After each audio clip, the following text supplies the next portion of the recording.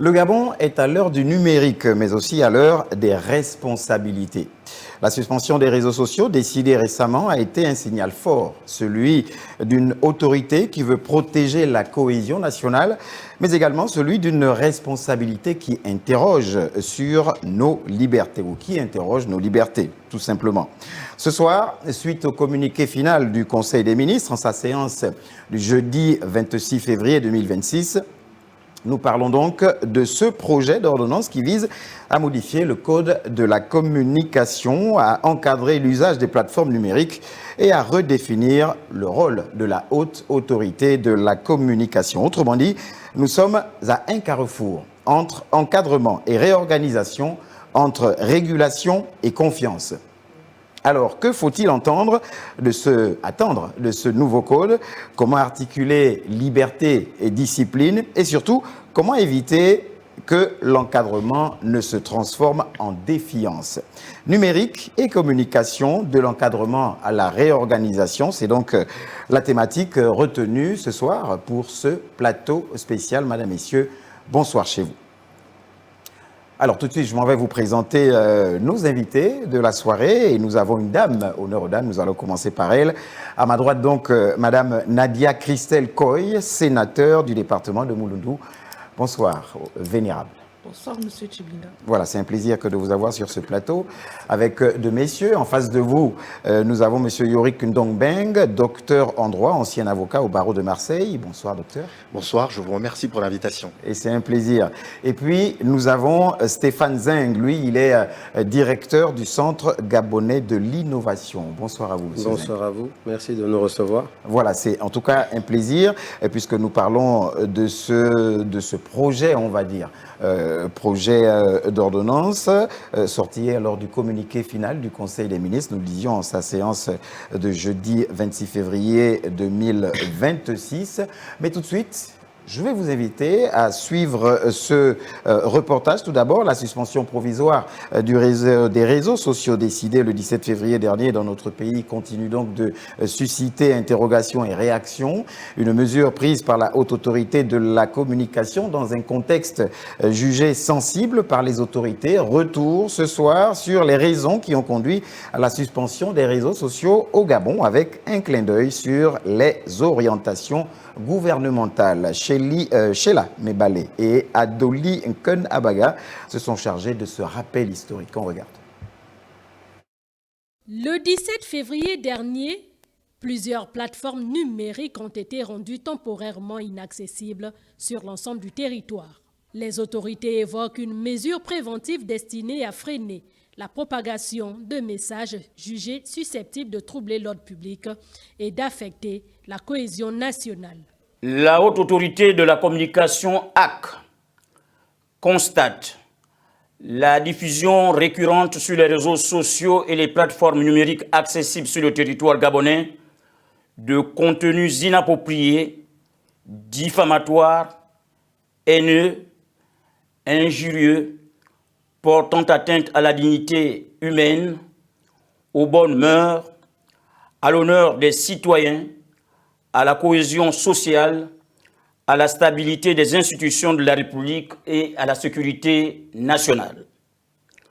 La HAC relève que les plateformes numériques et les réseaux sociaux sont abusivement utilisés par certains activistes pour porter atteinte à l'honneur et à la réputation d'institutions, de citoyens gabonais et de personnalités publiques en violation des lois en vigueur au Gabon, notamment la loi numéro 019/2016 du 9 août 2016 portant code de la communication en République gabonaise, ainsi que les règlements internationaux applicables en matière de communication numérique. En conséquence de ce qui précède, la haute autorité de la communication décide de la suspension immédiate des réseaux sociaux sur le territoire national gabonais jusqu'à nouvel ordre. Les réseaux sociaux, c'est une bonne chose, mais c'est aussi une mauvaise chose. Une bonne chose parce qu'à travers le monde, nous pouvons nous communiquer. Mais le comble, le mauvais côté des réseaux sociaux, parce que tout le monde fait de n'importe quoi. À travers les réseaux sociaux, nous diffamons. Je trouve normal qu'un État veuille réguler la manière dont la population communique. Je veux qu'on suspende les réseaux sociaux définitivement de ces pays parce qu'il y a un abus d'utilisation.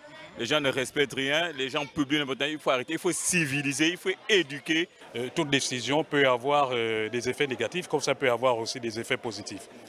Dans les effets positifs, je pense qu'il serait judicieux à partir d'aujourd'hui de canaliser l'utilisation des réseaux sociaux. Il faut que ça soit encadré juridiquement et que les gens ne se permettent pas de tout faire, de tout dire, de tout exposer. Réuni hier, le gouvernement est revenu sur cette décision en rappelant les orientations du chef de l'État, Brice Clotaire Oligui Nguema, qui avait insisté sur la nécessité d'anticiper les risques liés à l'usage incontrôlé des réseaux sociaux. Le président de la République a souligné que, depuis plusieurs mois, il avait appelé à une anticipation rigoureuse des dérives observées dans l'espace numérique, devenu le vecteur de campagnes organisées, de diffamation, de manœuvres de déstabilisation et d'instrumentalisation politique inacceptables. Face à une coordination insuffisante et à un déficit d'anticipation dans la réponse apportée à ces menaces, le gouvernement a été conduit, sous son autorité, à recourir à cette mesure exceptionnelle. Par nature transitoire, cette suspension ne constitue pas une finalité, mais un signal d'autorité et de responsabilité. Elle rappelle l'exigence d'anticipation stratégique et de solidarité gouvernementale dans la gestion des enjeux contemporains. Le chef de l'État a réaffirmé que l'encadrement du numérique se fera dans le strict respect de l'État de droit, tout en établissant les garde-fous nécessaires contre toute tentative de déstabilisation nationale. Les autorités annoncent ainsi l'élaboration prochaine de mesures destinées à mieux organiser l'écosystème numérique national, avec pour objectif affiché concilier sécurité, responsabilité numérique et liberté d'expression. Un dossier sensible qui reste au centre de l'attention alors que les populations attendent désormais la levée progressive de cette suspension et les détails des nouvelles règles annoncées. Et voilà, retour sur ce plateau, madame, messieurs, avec cet élément de Sheila Mebale qui retrace un peu les tenants et les aboutissants finalement qui ont conduit à la décision de la suspension des réseaux sociaux par la HAC, la Haute Autorité de la Communication. Mais tout de suite, j'ai envie de me retourner vers vous, monsieur Nzeng, vous qui êtes directeur du Centre gabonais de l'innovation.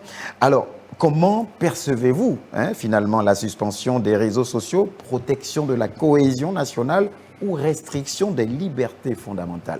Vous qui avez beaucoup utilisé les réseaux sociaux et qui certainement, vous êtes directeur du Centre gabonais de l'innovation, les utilisez encore. Oui, alors, ce qui est intéressant, c'est qu'il ne s'agit pas là de faire le procès des réseaux sociaux. Les réseaux sociaux sont un moyen. C'est comme si on disait qu'on faisait le procès du couteau. On ne peut pas faire le procès du couteau, mais de son utilisation. Donc, je pense que tout le monde sera d'accord pour dire que c'est normal qu'on précise dans quelles conditions on peut utiliser un couteau. Est-ce que c'est pour faire du mal ou est-ce que c'est pour cuisiner? Il est utile, mais il peut nous blesser. Voilà. Donc, à quel âge? Qui peut l'utiliser? Pourquoi faire? Et surtout de garantir les libertés d'autrui. Parce que, comme on le dit souvent, la liberté, sa liberté à soi-même commence ou s'arrête, là où celle de l'autre commence ou s'arrête. Ça dépend comment on voit la chose. Donc, je pense que c'est important de légiférer. Et surtout de voir comment on utilise l'outil. Maintenant, aujourd'hui, la véritable question, c'est au-delà de l'encadrement, c'est comment l'outil peut booster, peut améliorer le vivre ensemble, comment il peut booster l'économie, comment il peut créer de l'emploi, comment il peut être un outil positif, parce qu'en réalité, ailleurs, il crée de l'emploi, il permet de vivre et il fait vivre plusieurs personnes. Donc aujourd'hui, moi je pense que quand on écoute les Gabonais, ils se disent il faut absolument qu'on encadre l'outil, mais l'encadrement ne doit pas se faire au détriment de ceux qui l'utilisent bien. On aura l'occasion en tout cas de parler de cet encadrement. Mais comment est-ce que vous avez reçu cette nouvelle? Comment vous avez perçu cette suspension de prime abord? Alors déjà, de toute façon, je pense que n'importe qui a été surpris, totalement normal. Hein. C'est la vérité, on a tous été surpris. Et en même temps, quand on a été habitué à quelque chose, d'entendre que ça a été suspendu de manière, on va dire, exceptionnelle, bien sûr que tout le monde était surpris et bien sûr que ça a pris tout le monde de court.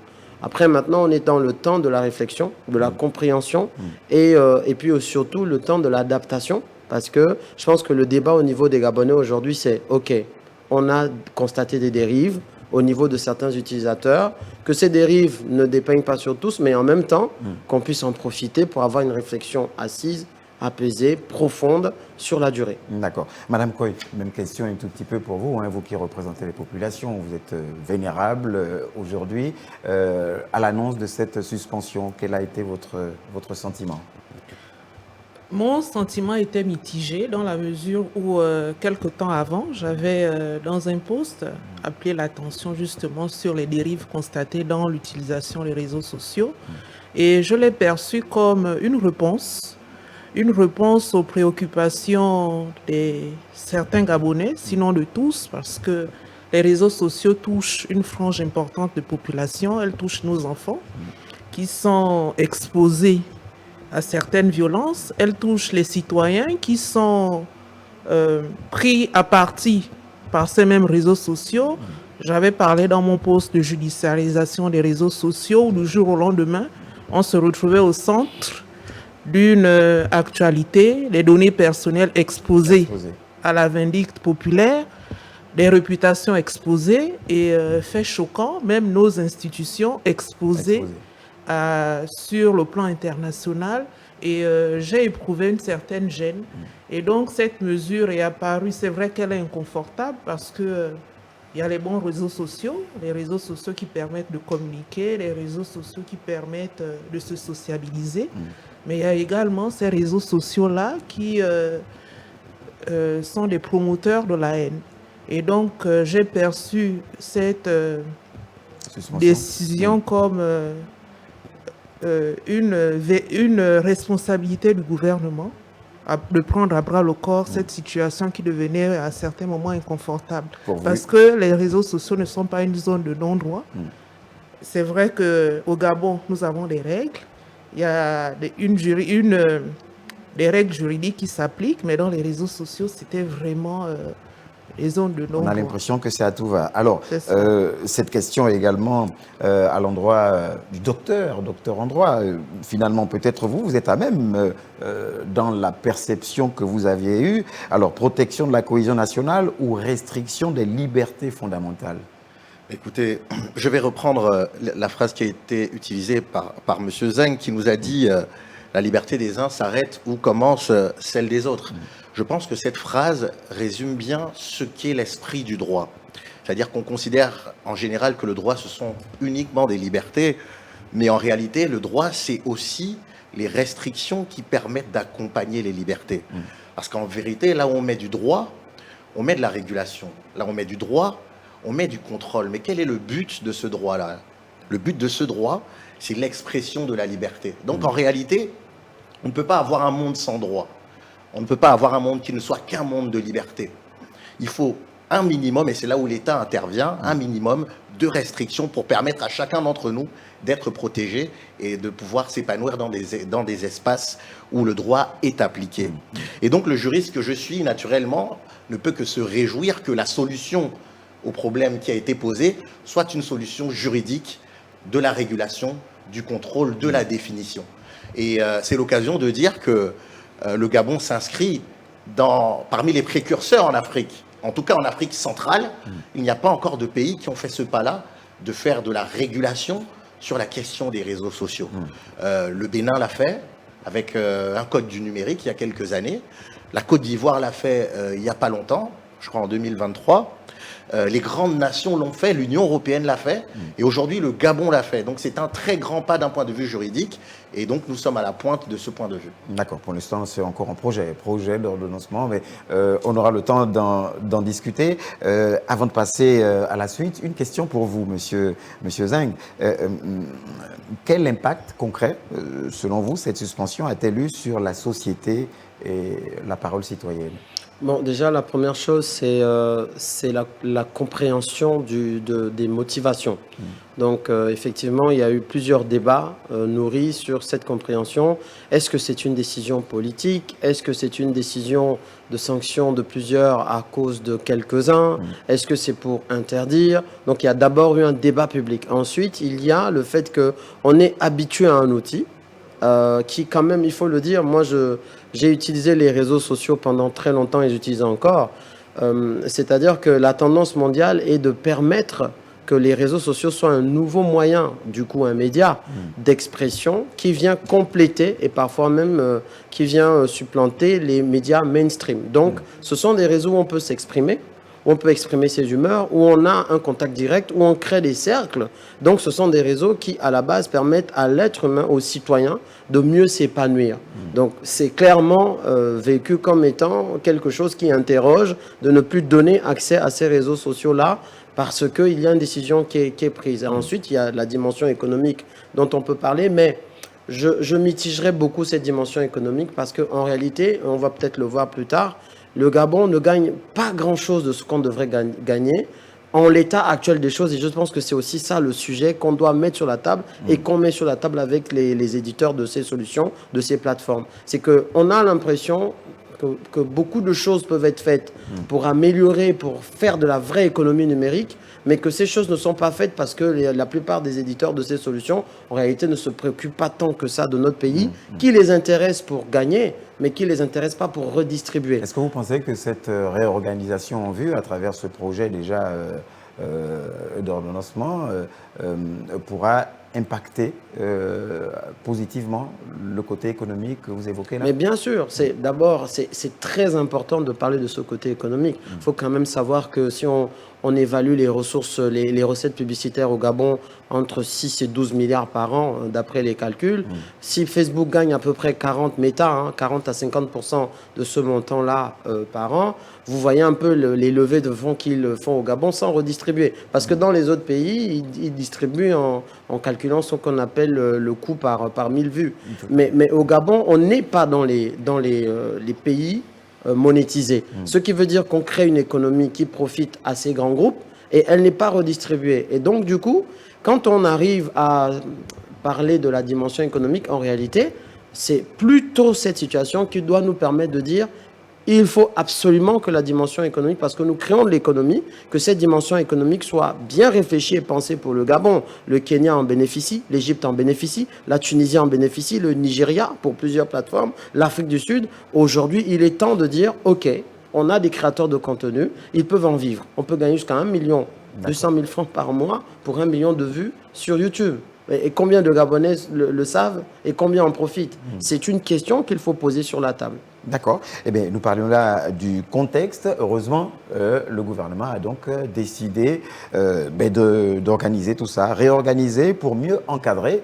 Le Conseil des ministres, en sa séance du 26 février 2026, a franchi un pas décisif en adoptant un projet d'ordonnance visant à réglementer l'usage des réseaux sociaux via la plateforme numérique en République gabonaise.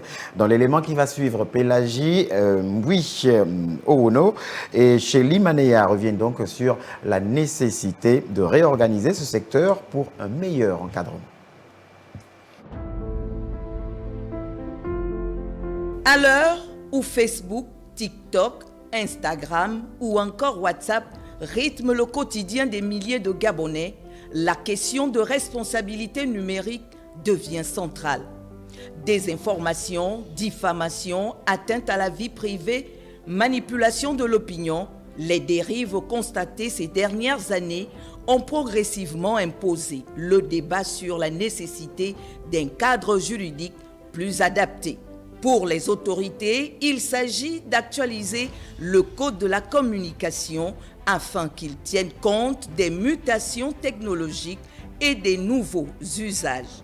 Car si la liberté d'expression demeure un principe fondamental, elle ne saurait s'exercer en dehors des règles prévues par la loi. Ce projet d'ordonnance pris en Conseil des ministres entend ainsi préciser les droits et devoirs des utilisateurs, des créateurs de contenu et des administrateurs de plateformes numériques. L'objectif affiché, protéger les citoyens contre les abus tout en garantissant un espace numérique responsable. Sur le terrain, les avis sont partagés. Certains saluent une initiative nécessaire pour mettre fin à l'impunité en ligne et lutter contre les campagnes de dénigrement. D'autres s'interrogent sur les mécanismes d'application et appellent à la vigilance afin de préserver la liberté d'expression et le pluralisme des opinions. Cette ordonnance est la bienvenue. Nous voulons que les informations qui soient véhiculées puissent refléter réellement ce dont elles défendent en fait. Ça va permettre peut-être aux gens d'être un peu plus responsables, de veiller même sur la fiabilité des informations qui sont véhiculées. Alors, pour moi, cette ordonnance, elle est d'abord à saluer parce que nous constatons qu'il y a plusieurs personnes qui s'adonnent à mettre, sinon à transmettre la désinformation autour des réseaux sociaux, et ce qui n'est pas déjà normal. Et dans un second temps, c'est un peu décourageant parce qu'on doit d'abord consulter l'opinion publique. On dit que la démocratie, c'est le pouvoir du peuple, par le peuple et pour le peuple. Ça fait un bon moment que je ne suis pas sur les réseaux. Le fait de ne pas être sur les réseaux fait en sorte que je ne puisse pas avoir d'informations concrètes sur ce qui se dit. Et je n'arrive pas à m'actualiser, sinon m'informer en ce moment. Les spécialistes du droit de la communication estiment, eux, qu'une réforme bien encadrée pourrait contribuer à assainir l'espace médiatique numérique, à condition qu'elle repose sur la concertation et la transparence. Dans un contexte où le numérique occupe une place grandissante dans le débat public, cette réforme pourrait marquer un tournant dans la gouvernance de l'information au Gabon.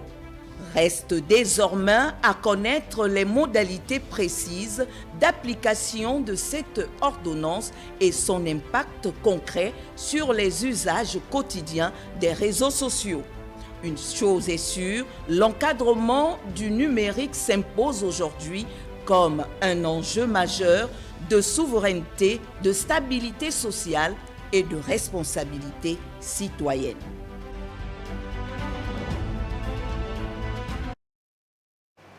Voilà, donc retour sur ce plateau tout de suite, Monsieur Ndombeng, docteur en droit. Si on parle de nécessité de réorganisation, c'est bien que le code actuel n'est pas adapté aux réalités du numérique. Oui, alors je vais très rapidement essayer de revenir sur quelque chose qui a été dit. On a parlé tout à l'heure de projet d'ordonnance. Il est important de rappeler qu'actuellement, nous sommes en période d'intercession parlementaire. C'est-à-dire que les parlementaires sont au repos. Et dans cette période, notre Constitution, et notamment son article 99 nouveau, a offert des nouvelles prérogatives au président de la République qui peut légiférer par ordonnance. Et après promulgation, les ordonnances qui ont prises ont valeur de loi. Elles seront ensuite ratifiées par le Parlement qui pourra à ce moment-là exercer son pouvoir de contrôle. Mais c'est important que les gens sachent que ces ordonnances, dès lors qu'elles seront promulguées, peut-être demain, peut-être après-demain, elles auront force obligatoire, elles seront appliquées. Pour dire que ça pourrait aller vite. Voilà, très rapidement. D'accord. Donc la deuxième chose, c'était de rappeler que le droit, avant toute chose, ce sont des définitions. Il est important de définir les termes pour pouvoir s'en saisir. En réalité, on ne peut pas parler d'un terme s'il n'est pas prévu dans l'ordonnancement juridique d'un pays. Donc, la question que vous posiez sur la nécessité de modifier le code de la communication, actuel n'est pas adapté c'est tout simplement aux réalités du numérique. Exactement, c'est-à-dire que ce code se trouve heurté par le numérique et par le progrès qu'il apporte. Les termes influenceurs, les termes blogueurs, est-ce qu'ils sont définis dans notre code? Non, ils n'étaient pas jusqu'à l'ordonnance qui a été signée. Est-ce que les termes réseaux sociaux sont définis ou pas? Non, ils ne l'étaient pas. Et donc, toutes ces modifications-là de l'ordonnancement juridique et de l'état actuel des choses doivent être prises en compte dans le nouveau code et c'est ce qui a été fait. Et donc, ça permet donc de totalement appréhender ces nouveaux faits et de leur donner une réponse juridique et judiciaire. D'accord. Madame Coy, selon vous, quelles urgences législatives voyez-vous pour encadrer finalement l'usage des plateformes numériques? Déjà, le code de la communication, comme l'a dit mon prédécesseur, ne prévoyait pas certaines dispositions, certaines définitions, notamment celles relatives à l'usage stricto sensu du numérique. Et j'ai vu que lors du Conseil des ministres hier, il y a des dispositions, il y a des ordonnances qui ont été prises justement pour combler les vides juridiques qui avaient été constatés dans le code de la communication. En l'état actuel, nous n'avons pas les dispositions exactes, mais je pense que l'adoption de ces textes, la prise de ces textes vient pour combler un vide qui avait été constaté par le gouvernement et qui justifiait justement, pardon, je vous en prie, qui justifiait justement les dérives que nous avions constatées dans les réseaux sociaux. Donc, ce sont des textes novateurs qui viennent d'abord combler le vide juridique, qui viennent combler le vide juridique constaté et en plus qui viennent préciser la responsabilité de chaque élément de la chaîne. C'est vraiment des textes novateurs, ce sont des textes qui viennent à point. Allez, je me retourne vers vous. Monsieur Nzeng, comment encadrer finalement, selon vous, sans étouffer l'innovation et la liberté d'expression? Oui, l'innovation a besoin de liberté, la liberté a besoin d'encadrement. Donc en fait, c'est déjà résolu. C'est-à-dire que pour protéger une liberté, il faut l'encadrer. Si une liberté n'est pas encadrée, ça devient l'anarchie et ça tue cette liberté. Donc ça, c'est la première chose. La deuxième chose, c'est qu'il faut éviter la dérive de politisation. Parce que ça, c'est pas intéressant du tout. Le droit a le droit de reprendre ses droits, c'est-à-dire que on explique que sur l'espace public, parce que ça en est un, on ne peut pas envisager, par exemple, que sur un panneau publicitaire, celui du lycée d'État, on se retrouve avec des contenus à caractère sexuel à destination des jeunes enfants, par exemple. Pourquoi l'envisager sur la dématérialisation de ce panneau publicitaire qui peut être les réseaux sociaux? Ça n'a pas de sens. Donc, l'innovation, c'est justement le fait d'intégrer la liberté de penser, d'agir, tout en l'encadrant. Enfin, j'aimerais quand même rajouter quelque chose, c'est que lorsqu'on regarde au niveau international, on se rend compte que d'abord, ce n'est pas la régulation des réseaux sociaux et des plateformes numériques, ce n'est pas une nouveauté ni une spécificité gabonaise. Plusieurs pays nous ont devancés. D'ailleurs, très récemment, vous avez vu qu'il y a une commission mixte parlementaire en France, d'ailleurs, sur la dérive des réseaux sociaux, où des influenceurs ont été interrogés, ils ont été interviewés, on va dire ça comme ça, par cette commission en avril dernier, avec quand même des sanctions, puisque un d'entre eux, Alexis Chance, pour ne pas le citer, a été banni à vie de TikTok. En tout cas, il ne peut pas lui-même créer des contenus. Et là, on est en France, on est en France. Alors, j'aimerais dire ceci, pour être passé par là, et je terminerai sur ce point, lorsqu'on est en France, par exemple, c'est la liberté de s'exprimer sur les réseaux sociaux est encadrée par la loi du 29 juillet 1881.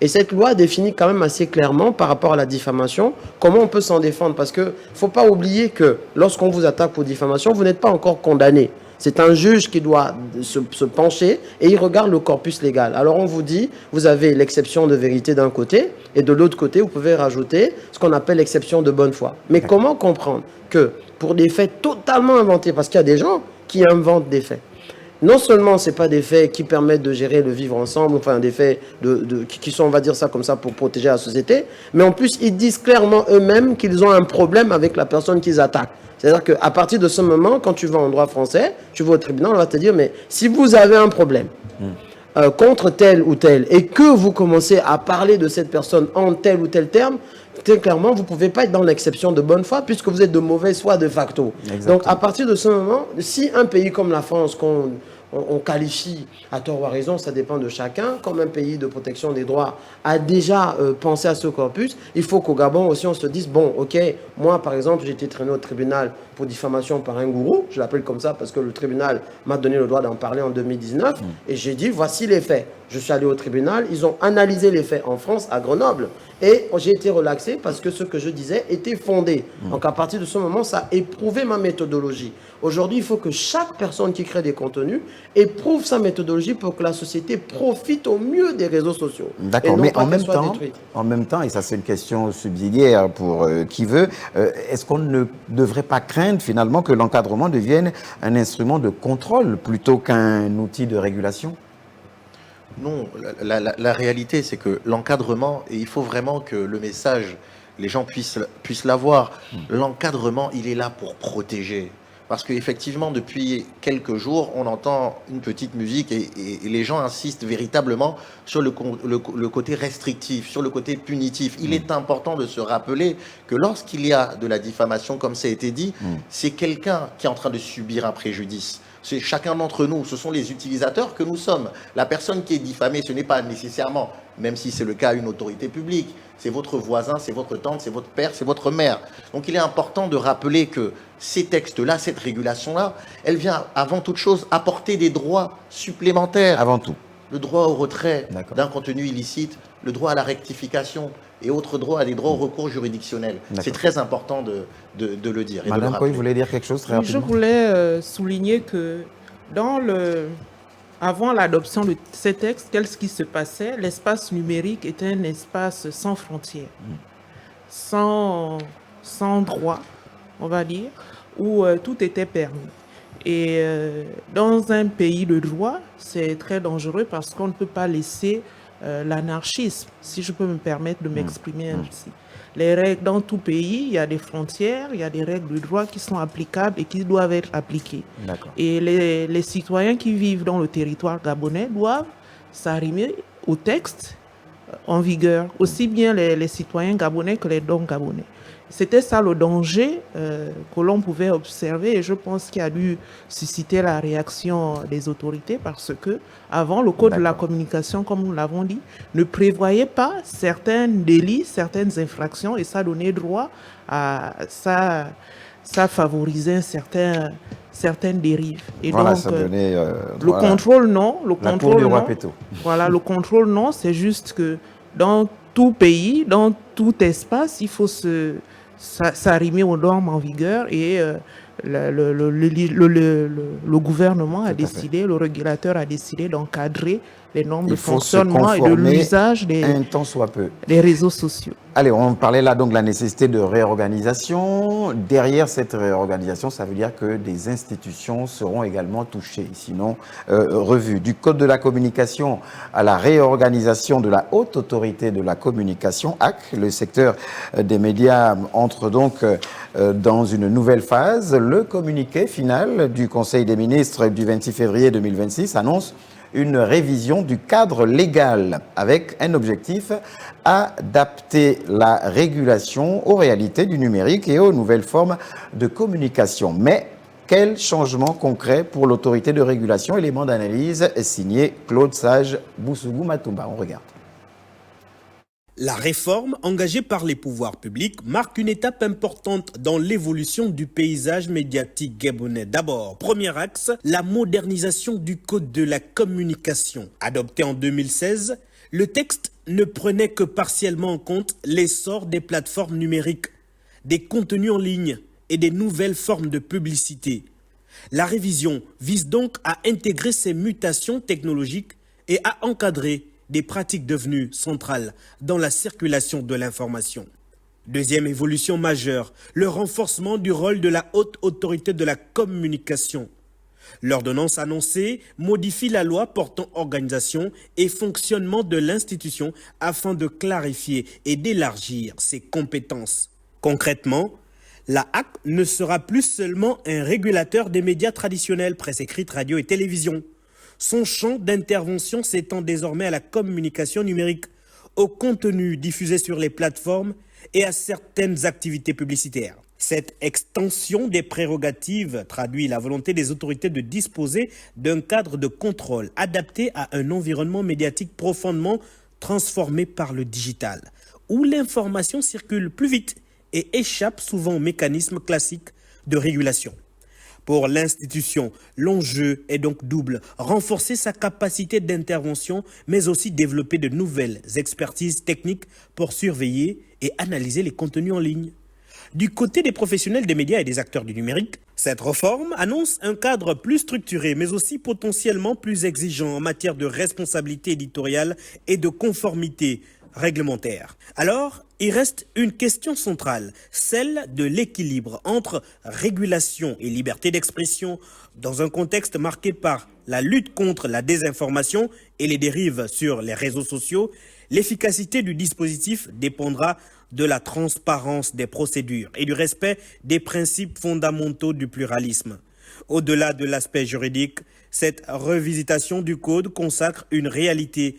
La régulation de la communication ne se joue plus seulement dans les salles de rédaction, mais aussi dans l'espace numérique devenu un acteur à part entière du débat public. Voilà, Claude Sage Boussougou Matouba qui s'interrogeait finalement sur également la réorganisation de la haute autorité de la communication, et c'est de bonne guerre. Alors, docteur, est-ce que la HAC dispose finalement réellement des moyens pour assumer son rôle? Alors, la HAC disposait déjà des moyens pour assurer son rôle, mais effectivement, il n'était pas suffisant. Et comme je vous ai dit tout à l'heure, tout est un travail de définition, de cadre. Et c'est la raison pour laquelle, en relisant et en écoutant le Conseil des ministres d'hier, vous avez entendu parler de révision du champ de compétences. Donc, c'est l'article 3 qui a été modifié. Exactement. Cet article 3, à l'époque, visait déjà les communications audiovisuelles, cinématographiques, etc. et numériques. Maintenant, cet article a fait le focus sur les modes de communication émergents. Il a défini le terme numérique. Il a fait tout un travail d'identification de ces acteurs du numérique. Il est allé préciser que désormais peuvent être touchés les professionnels du numérique à qui on demande de la déontologie proche de la vôtre, de la déontologie des journalistes. Oui. Et puis derrière, il y a également tout un arsenal de compétences diplomatiques qui lui sont consacrés, qui permettent aujourd'hui à la HAC de parler d'égal à égal avec ses interlocuteurs dans d'autres pays pour pourquoi pas faire cesser des comportements illégaux à destination de l'État gabonais qui sont réalisés hors de nos frontières. Mais à bien y réfléchir, finalement, cette réforme renforce-t-elle l'institution ou ne risque-t-elle pas de la fragiliser? Alors, elle renforce l'institution. Elle la renforce bien évidemment parce qu'on voit bien qu'elle a des compétences supplémentaires, mais en même temps, elle apporte avec elle un contre-pouvoir, c'est-à-dire qu'il y a des recours qui sont également consacrés. On a un renforcement du recours au tribunal administratif en cas de décision défavorable à la personne ayant saisi la HAC ou la personne sanctionnée. Donc c'est important de se rendre compte qu'il n'y a pas eu que des compétences rajoutées, il y a également eu des contre-pouvoirs et la possibilité d'équilibrer un peu le débat. J'ai l'impression que Mme Coy voulait dire quelque chose. Sinon, vous qui êtes parlementaire, le Parlement peut-il garantir finalement l'indépendance de la HAC, la Haute Autorité de la Communication, dans l'application de ses missions? Mais déjà, au départ, la HAC est une autorité indépendante. C'est une institution qui a pour vocation de veiller au respect des normes en vigueur en matière de communication. Le Parlement veillera effectivement à ce que ce rôle, et c'est le rôle aussi bien du Parlement que du gouvernement, de veiller à ce que les dispositions légales en la matière soient respectées. Je pense que la redéfinition ou le fait que le rôle de la HAC soit plus précisé vient à point nommé dans la mesure où la suspension telle qu'annoncée par la HAC ne découle pas d'une sanction. Il ne faudrait pas que nous le prenions comme une sanction. C'est une mesure conservatoire qui tend à apaiser ou à lénifier le cadre juridique en matière de communication. Les mesures prises donc hier en Conseil des ministres viennent corroborer la mesure de suspension dans la mesure où les dispositions légales en la matière seront approfondies, seront améliorées pour un meilleur fonctionnement des réseaux sociaux. Alors encore une question subsidiaire et c'est selon, comment articuler finalement la régulation entre le ministère de la Communication, le Code et puis la HAC? Quel sens exactement? Comment réguler ou articuler la régulation entre le ministère, le Code et la HAC, en fait, pour qu'il y ait une fluidité. Oui, mais après, il faut voir les rôles de chacun. Chacun a son rôle, comme cela vient d'être dit. Mais parfois, on a l'impression que ça peut se chevaucher. Ça ne peut pas se chevaucher dans la mesure où l'organe en lui-même, chaque organe a des spécificités. Le gouvernement a ses missions qui sont précisées par la Constitution et par les politiques publiques dévolues à chaque ministère. Ensuite, la HAC, qui est une autorité indépendante, a également ses missions. Ce sont les missions de régulation. Et en dehors de la HAC, il y a des établissements publics, il y a l'ARCEP, il y a l'ANEF, qui ont également des missions spécifiques. Dans la mesure où chaque texte fixe les missions de chaque organe, je ne pense pas qu'il pourrait y avoir d'amalgame ou de... Effectivement, la question qui se pose est est-ce qu'il existe une disposition qui permet au gouvernement de faire suspendre un site internet? Pas du tout. Par contre, on a l'article 49 de la loi réorganisant la Haute Autorité de la Communication de 2023 qui permet cette possibilité à la HAC. Donc il faut faire bien attention à savoir qui fait quoi et effectivement, il n'y a pas de chevauchement de ce point de vue-là. Nous voilà donc en attente, mesdames et messieurs. La HAC devrait mettre en musique les mécanismes nécessaires pour faire face aux communications numériques susceptibles de troubler à tout va le vivre ensemble. Mais en attendant, il se passe quoi? C'est ça la question. Tentative de réponse en tout cas avec Stevie Oyanmezui. Depuis le 17 février dernier, les réseaux sociaux de façon officielle sont suspendus au Gabon. 10 jours déjà que les addicts des plateformes numériques subissent, on aurait dit, une cure de désintoxication. Et ce sera comme ça tant que les parlementaires n'auront pas légiféré cette ordonnance prise en Conseil de ministres du 26 février 2026. L'espoir est donc perceptible à l'horizon car c'est ce lundi 2 mars que s'ouvrent les sessions parlementaires. Le ministre de la Communication et des Médias transmettra au président des deux chambres du Parlement les textes d'ordonnance qui, à leur tour, les feront parvenir aux commissions compétentes en charge des questions de communication et de l'économie numérique. Voilà le circuit de ceux-là qui sont réduits à l'utilisation minimum des réseaux sociaux. Ils devront encore patienter un moment, le temps que le projet d'ordonnance soit légiféré et traduit en loi. Mais à côté de ceux-là qui sont dans la conformité, il y a ceux qui peinent à vivre sans ces plateformes numériques, pour plusieurs raisons. Ils ont donc téléchargé des VPN, des réseaux privés virtuels. Ces outils permettent de chiffrer les communications et de sécuriser les connexions, notamment sur les réseaux Wi-Fi publics. Les spécialistes rappellent cependant que ces applications présentent des dangers. Je vais donner en fait en plus quelques conseils pour les utilisateurs de VPN. Si c'est 100% gratuit, il faut savoir que vous ne payez pas. C'est que vos données sont vendues généralement. Donc vos mots de passe, vos historiques.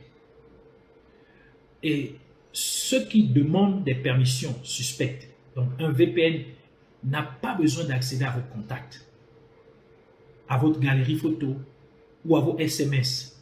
Si l'application demande de tel accès, supprimez-la immédiatement. Les applications avec trop de publicité, généralement évitez cela. Les VPN remplis de pop-up souvent injectent des trackers qui ont des algorithmes dans votre téléphone pour espionner vos habitudes. Dans un contexte de transformation numérique accélérée, le gouvernement doit mettre en avant la nécessité d'un encadrement juridique pour éviter tout dérapage. Voilà donc, après cet élément de Stevie Oyanmezui, nous sommes là en attendant. Allez, comment ça se passe avec vous, madame qui êtes parlementaire? Peut-être nous expliquer un tout petit peu ou revenir sur le circuit finalement concret des ordonnances jusqu'à l'applicabilité. Quelles étapes doivent être franchies avant leur application effective? Déjà, la première étape, c'était celle de l'adoption du projet d'ordonnance par habilitation de la Constitution. Le président de la République peut, pendant l'intercession parlementaire, prendre des ordonnances pour légiférer dans certains domaines également prévus par la loi. Ce qui a été fait hier. La suite, ce sera donc, pour que le texte devienne applicable, il devra être promulgué. Comme l'a annoncé le docteur tout à l'heure, à échéance très courte. Selon l'urgence, ça pourrait être demain, ça pourrait être à la discrétion totale du gouvernement, du président de la République, donc qui prend l'acte de promulgation, qui signe la promulgation.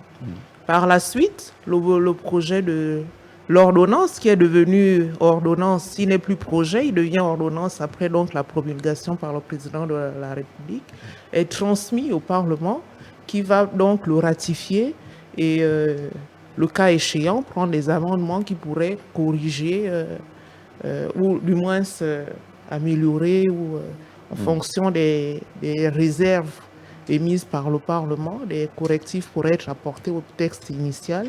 Mais dès lors que l'ordonnance est promulguée, elle devient automatiquement exécutoire. Elle devient exécutoire. Docteur Ndongbeng, et maintenant, sur le plan juridique? Écoutez, et maintenant, il faut faire de la pédagogie juridique, c'est-à-dire que nous attendons le texte.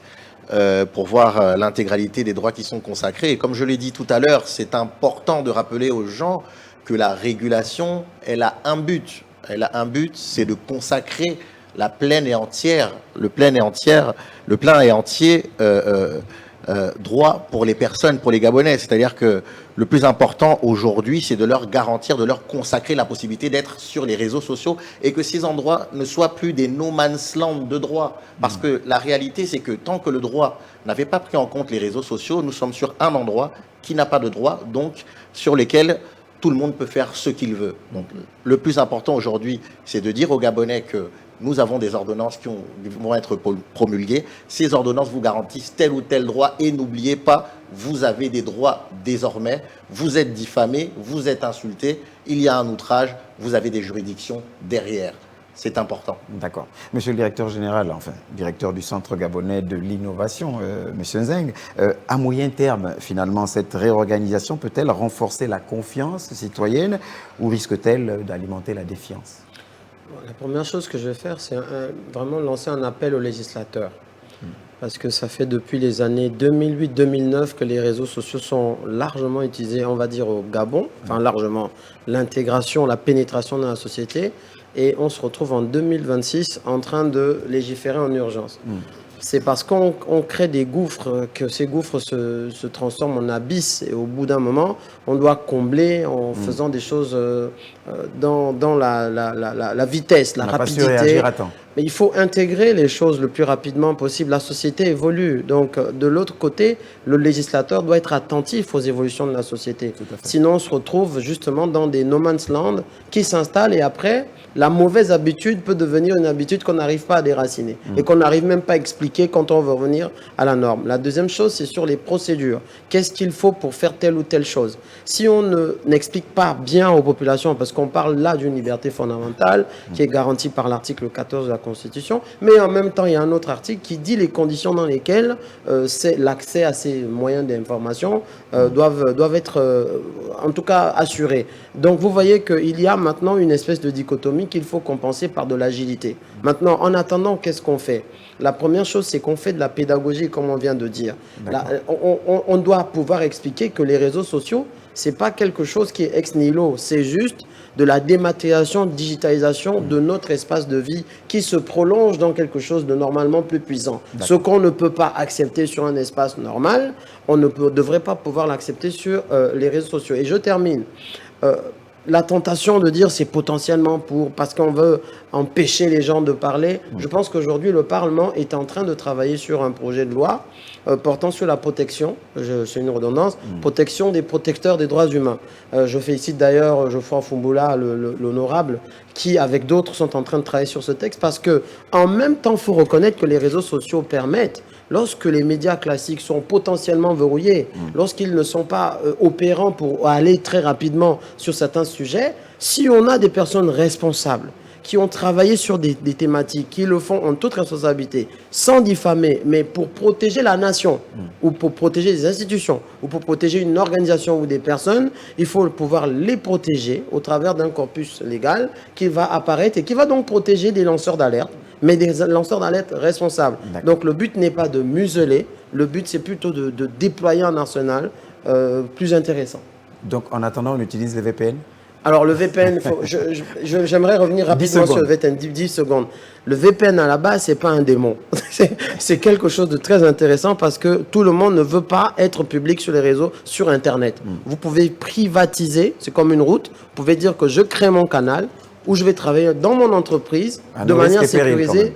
Non. Le VPN à la base, c'est quelque chose qui est fait pour assurer la sécurité des communications pour des entreprises ou autres, ou même un individu. Maintenant, le problème, c'est celui qui vous fournit le VPN.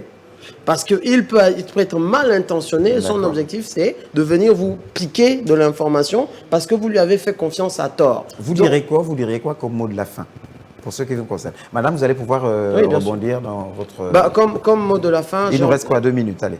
J'ai envie de dire qu'aujourd'hui, le 30 août 2023 a marqué un tournant. Pour la plupart des Gabonais, on est tous contents de se dire qu'on veut développer un pays nouveau. On ne peut donc pas continuer avec ce qui nous a détruits pendant longtemps. Donc il faut qu'on se structure et ça touche tous les domaines. Là, on est sur l'espace des réseaux sociaux et des plateformes numériques, mais il y a beaucoup d'autres espaces comme ça qui ont besoin d'être toilettés, nettoyés pour que le vivre ensemble soit garanti. C'est tout ce que j'aurais dit. Docteur donc, oui. 30 secondes pour conclure. 30 secondes, oui. Écoutez, ce que j'ai à dire, c'est la responsabilisation.